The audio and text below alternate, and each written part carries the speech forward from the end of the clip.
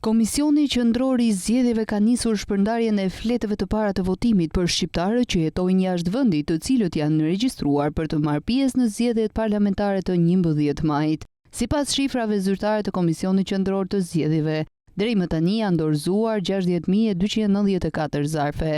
Deri më tani janë dërguar zarfet në qarqe Durrës, Berat, Dibër dhe Kukës për shqiptarë që jetojnë dhe punojnë në Itali, Greqi, Gjermani, Francë, Britani e Madhe dhe Shtetet e Bashkuara të Amerikës.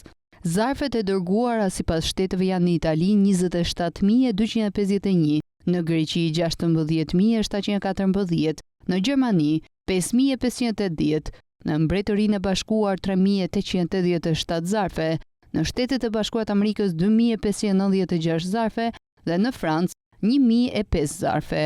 Votuesit në diasporë kanë kohë ta plotësojnë edhe të dërgojnë fletët e votimit me postë deri javën e parë të muajit maj. Çdo votë që mbërrin në Shqipëri pas datës 11 maj ora 19 do të konsiderohet e pavlefshme. Vendi i caktuar për administrimin e këtij procesi është Pallati i Sportit Feti Borova, pranë Parkut Olimpik në kryeqytet. Aty po përgatiten dhe dërgohen fletët e votimit dhe po aty do të kryhet edhe numrimi i votave të diasporës. Fletët e votimit do të mbërrinë bashkëdhetarëve në Evropë nga data 15 prill deri në 22 prill dhe në kontinentet e tjera nga data 15 deri në 25 prill.